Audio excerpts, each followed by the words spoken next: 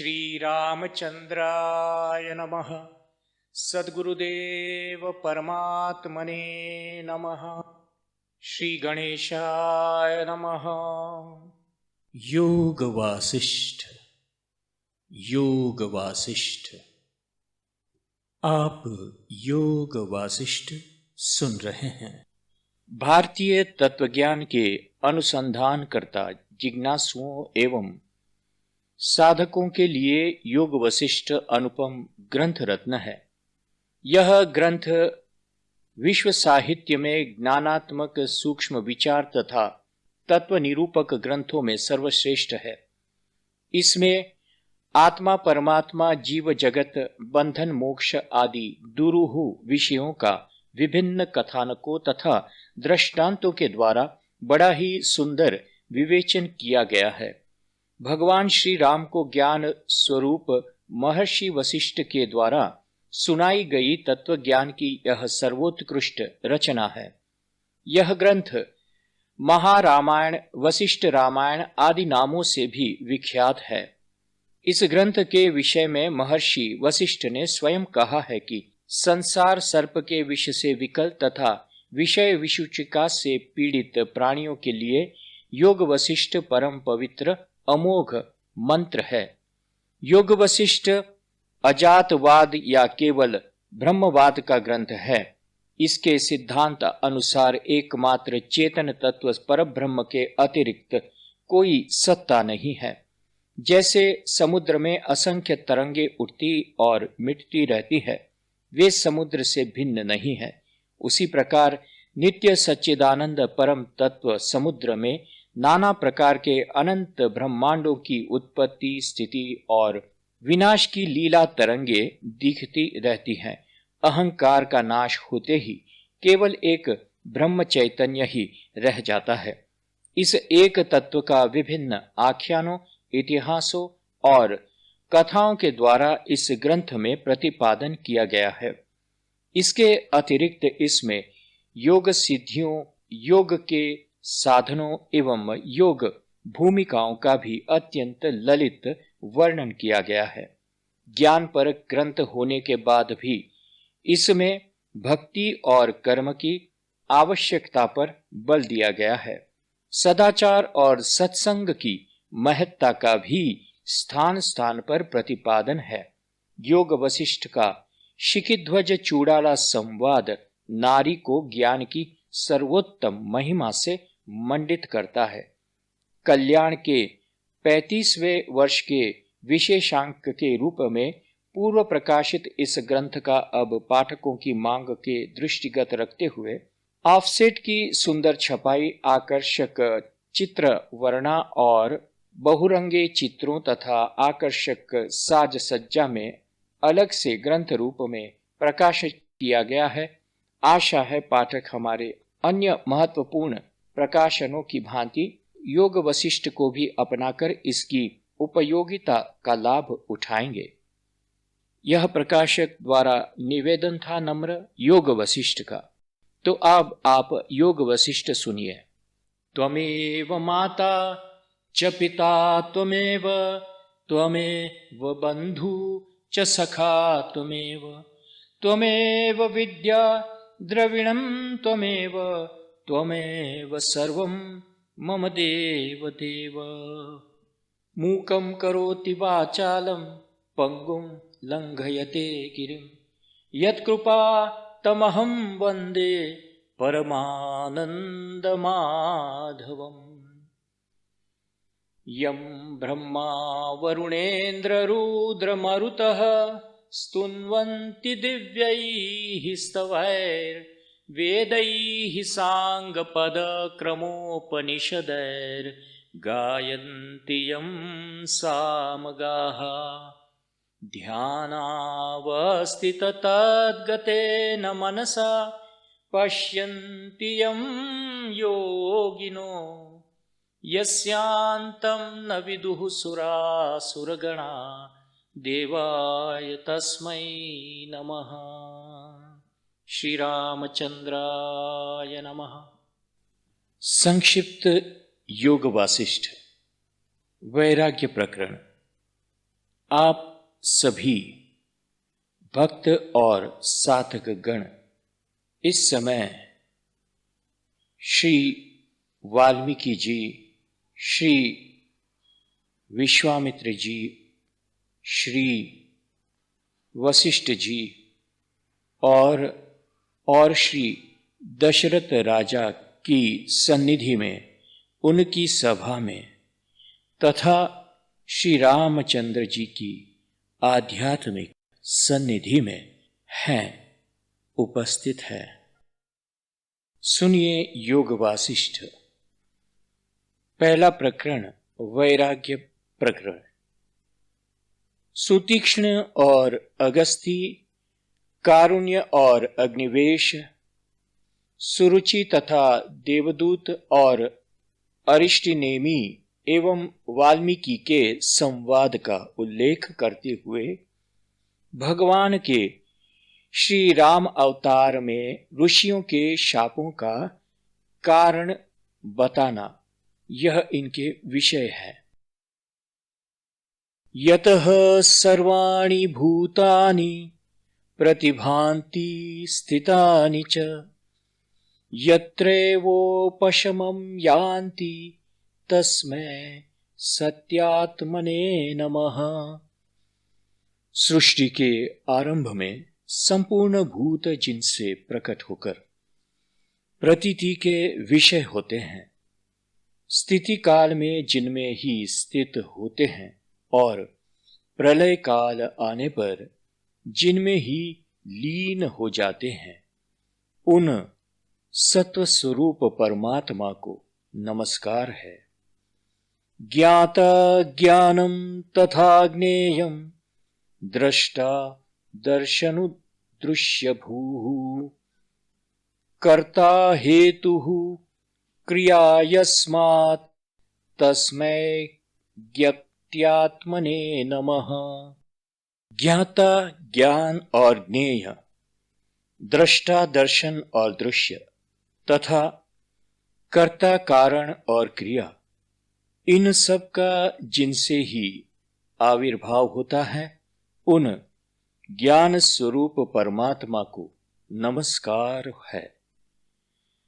स्फुरन्ति शिखरायस्मा दानन्दस्याम्बरे अवनौ सर्वेषां जीवनं तस्मै ब्रह्मानंदात्मने नमः।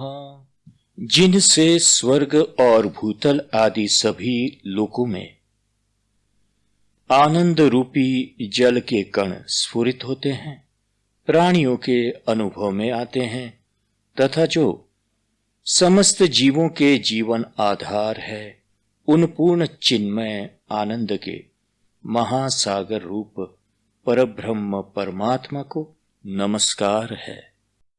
पूर्व काल में सुतीक्ष्ण नाम से प्रसिद्ध कोई ब्राह्मण थे, जिनके मन में संशय था।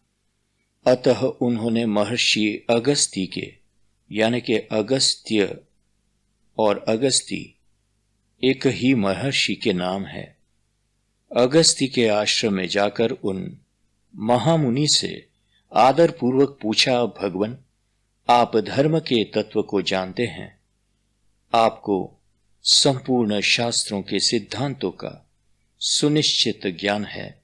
मेरे हृदय में एक महान संदेह है, आप कृपा पूर्वक इसका समाधान कीजिए।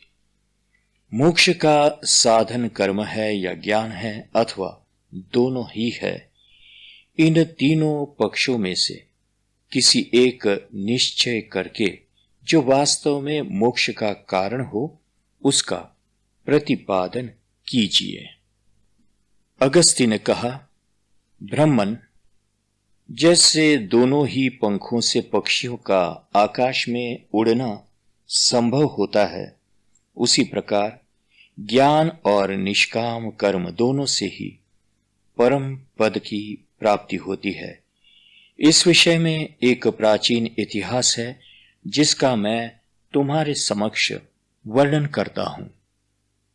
पहले की बात है, कारुण्य नाम से प्रसिद्ध एक ब्राह्मण थे, जो अग्नि वैश्य के पुत्र थे। उन्होंने संपूर्ण वेदों का अध्ययन किया था तथा वे वेद वेदांगों के पारंगत विद्वान थे। गुरु के यहाँ से विद्या पढ़कर अपने घर लौटने के बाद वे संध्या वंदन आदि कोई भी कर्म न करते हुए चुपचाप बैठे रहने लगे। उनके मन में संशय भरा हुआ था। पिता अग्निवेश ने देखा कि मेरा पुत्र शास्त्रोक्त कर्मों का परित्याग करके निंदनीय हो गया है, तब वे उसके हित के लिए इस प्रकार बोले। अग्निवेश्य ने कहा, बेटा, यह क्या बात है? तुम अपने कर्तव्य कर्मों का पालन क्यों नहीं करते? यदि सत्कर्मों के अनुष्ठान में नहीं लगोगे तो तुम्हें परम सिद्धि कैसे प्राप्त होगी? बताओ तो सही। तुम जो इस कर्तव्य कर्म से निवृत्त हो रहे हो, इसमें क्या कारण है? यह मुझसे कहो। कारुण्य बोले, पिताजी, आजीवन अग्निहोत्र और प्रतिदिन संध्या उपासना करे, इस प्रवृत्ति धर्म का श्रुति और स्मृति ने विधान अथवा प्रतिपादन किया है। साथ ही एक दूसरी श्रुति भी है जिसके अनुसार न धन से, न कर्म से और न संतान के उत्पादन से ही मोक्ष प्राप्त होता है। मुख्य यतियों ने एकमात्र त्याग से ही अमृत स्वरूप मोक्ष सुख का अनुभव किया है। पूज्य पिताजी, इन दोनों प्रकार की श्रुतियों में से मुझे किसके आदेश का पालन करना चाहिए? इस संशय में पड़कर मैं कर्म की ओर से उदासीन हो गया हूं। अगस्त्य कहते हैं, तात सुतीक्ष्ण, पिता से यूं कहकर वे ब्राह्मण कारुण्य चुप हो गए। पुत्र को इस प्रकार कर्म से उदासीन हुआ देख पिता ने पुनः उससे कहा। अग्निवेश्य बोले, बेटा, मैं तुमसे एक कथा कहता हूं, उसे सुनो और उसके संपूर्ण तात्पर्य का अपने हृदय में निश्चय कर लेने के पश्चात तुम्हारी जैसी इच्छा हो वैसा करो। सुरुचि नाम से प्रसिद्ध कोई देवलोक की स्त्री थी जो अप्सराओं में श्रेष्ठ समझी जाती थी। एक दिन वह मयूरों के झुंड से घिरे हुए हिमालय के एक शिखर पर बैठी थी। उसी समय उसने अंतरिक्ष में इंद्र के एक दूत को कहीं जाते देखा।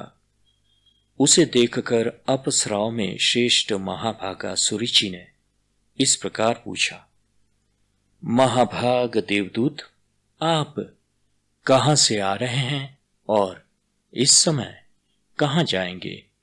यह सब कृपा करके मुझे बताइए। देवदूत ने कहा, भद्रे, सुनो, जो वृत्तांत जैसे घटित हुआ है वह सब मैं तुम्हें विस्तार से बता रहा हूं। सुंदर भावों वाली सुंदरी धर्मात्मा राजा अरिष्टनेमी अपने पुत्र को राज्य देकर स्वयं वीतराग हो तपस्या के लिए वन में चले गए और अब गंधमादन पर्वत पर से वे तपस्या कर रहे हैं। वहां वन में जो ही उन्होंने दुस्तर तपस्या आरंभ की, त्यों ही देवराज इंद्र ने मुझे आदेश दिया, दूत, तुम यह विमान लेकर शीघ्र वहां जाओ। इस विमान में अप्सराओं के समुदाय को भी साथ ले लो। नाना प्रकार के वाद्य इसकी शोभा बढ़ाते रहे।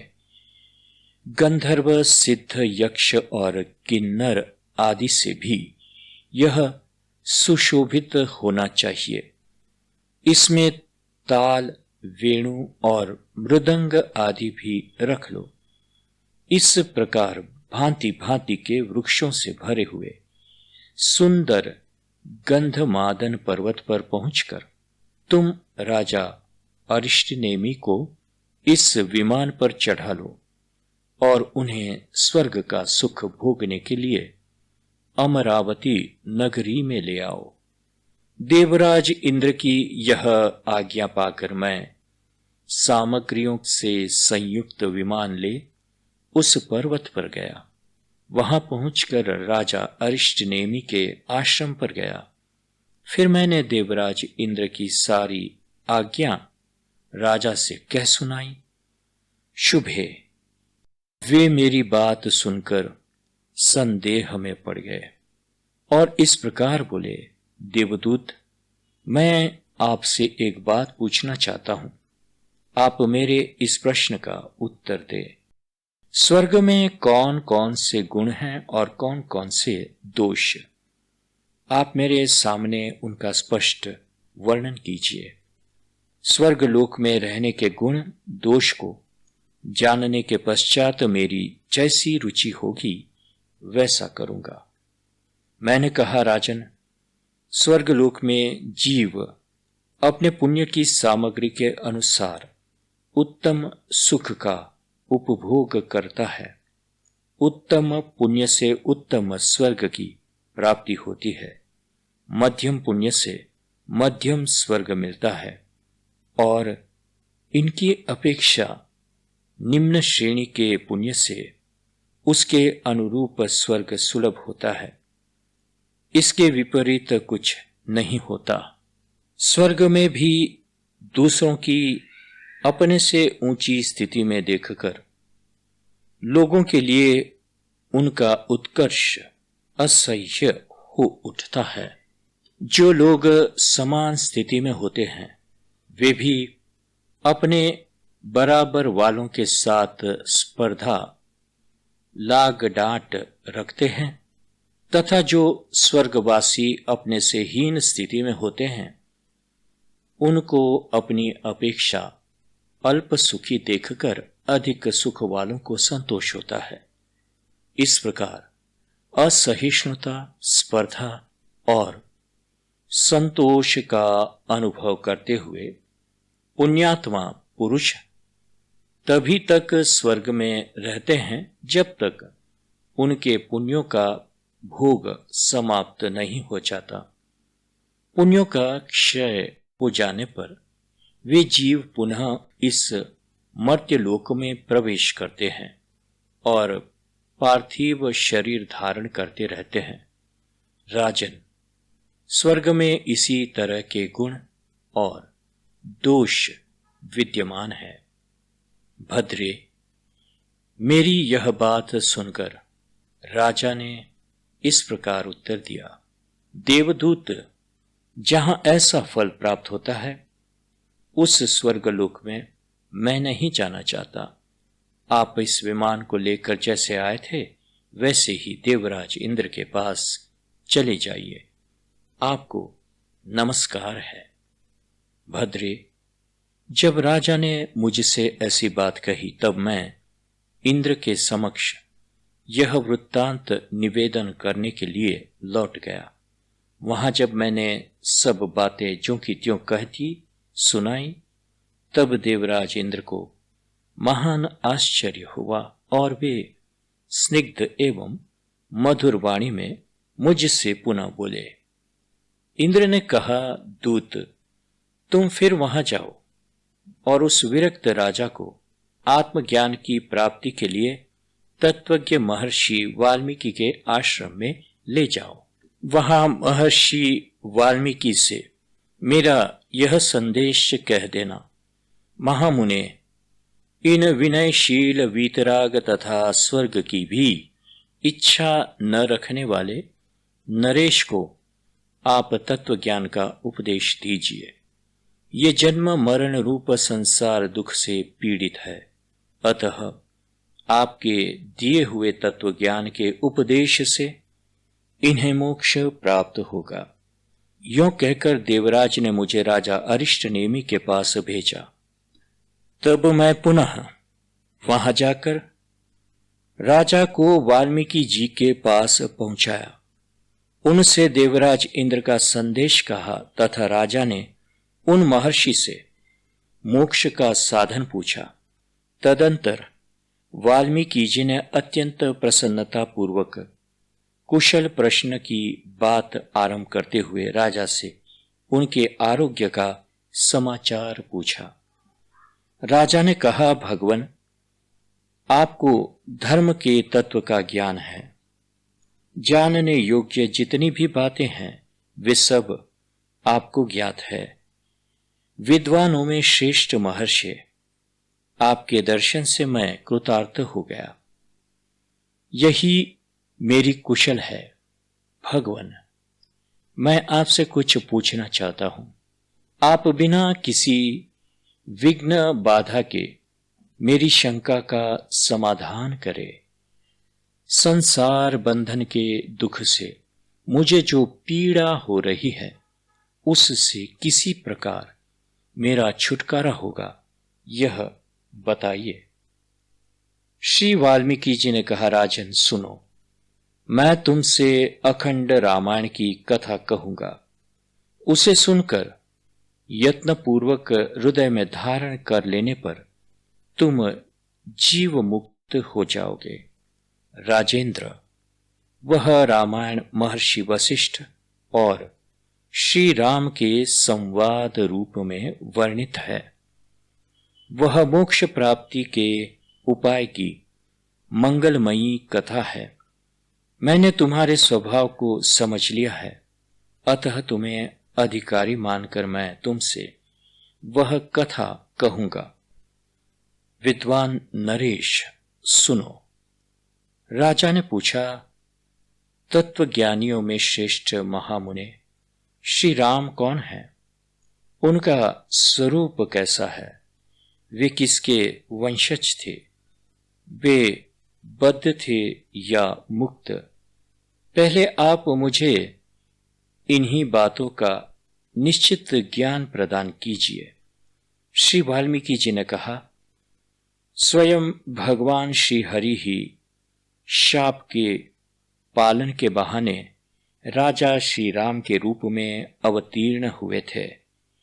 वे प्रभु सर्वज्ञ होने पर भी अपने भक्त महर्षियों की वाणी को सत्य करने के लिए ही आरोपित अथवा स्वेच्छा से गृहीत आज्ञा से युक्त हो साधारण मनुष्य की भांति अल्पज्ञ से हो गए।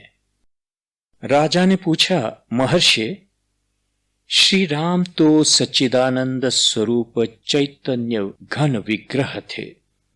उन्हें शाप प्राप्त होने का क्या कारण था, यह बताइए। साथ ही यह भी कहिए कि उन्हें शाप देने वाला कौन था। श्री वाल्मीकि जी ने कहा, राजन, ब्रह्मा जी के मानस पुत्र सनत कुमार, जो सर्वथा निष्काम थे, ब्रह्मलोक में निवास करते थे। एक दिन त्रिलोकीनाथ सर्वशक्तिमान भगवान विष्णु वैकुंठ लोक से वहां पधारे। उस समय ब्रह्मा जी ने वहां उनका पूजन किया। सत्यलोक में निवास करने वाले दूसरे दूसरे महात्माओं ने भी उनका स्वागत सत्कार किया। केवल सनत कुमार ने उनके आदर सत्कार में कोई भाग नहीं लिया।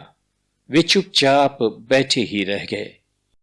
तब उनकी ओर देखकर सर्वेश्वर भगवान श्री हरि ने कहा, सनत कुमार, तुम अपने को निष्काम समझकर अहंकारी हो गए हो, इसलिए जड़वत स्तब्ध बने बैठे हो। इस गर्वयुक्त चेष्टा के कारण तुम शाप या दंड पाने के योग्य हो। अतः शरजन्मा कुमार के नाम से विख्यात हो दूसरा शरीर धारण करो। यह सुनकर सनत कुमार ने भी भगवान विष्णु को शाप दिया, देवेश्वर, आप भी अपनी सर्वज्ञता को कुछ काल के लिए छोड़कर अज्ञानी जीव के समान हो जाएंगे। एक समय अपनी पत्नी को श्री हरि के चक्र से मारी गई देख महर्षि भृगु का क्रोध बहुत बढ़ गया। वे उन्हें शाप देते हुए बोले, विष्णु, आपको भी कुछ काल के लिए अपनी पत्नी से वियोग का कष्ट सहना पड़ेगा। इस प्रकार सनत कुमार और भृगु के शाप देने पर उनकी वाणी सत्य करने के लिए भगवान विष्णु उस शाप से मनुष्य रूप में अवतीर्ण हुए। राजन, भगवान विष्णु को शाप का बहाना क्यों लेना पड़ा, इसका सब कारण मैंने तुम्हें बता दिया। अब तुम्हारे प्रश्न के अनुसार अन्य सारी बातें भी बता रहा हूं, तुम सावधान होकर सुनो। यहां पर सर्ग पहला, उसका अंत होता है। इसके बाद हम आगे बढ़ेंगे, वहां इस शास्त्र के अधिकारी का निरूपण होगा। रामायण के अनुशीलन की महिमा, भरद्वाज को ब्रह्मा जी का वरदान तथा ब्रह्मा जी की आज्ञा से वाल्मीकि का भरद्वाज को संसार दुख से छुटकारा पाने के निमित्त उपदेश देने के लिए प्रवृत्त होना, यह सब अगले भाग में यानी कि दूसरे भाग में हम सुनेंगे। श्री रामचंद्राय नमः। सद्गुरुदेव परमात्मने नमः। हरि ओम तत्सत। हरि ओम तत्सत। हरि ओम तत्सत। ओम शांति शांति शांति।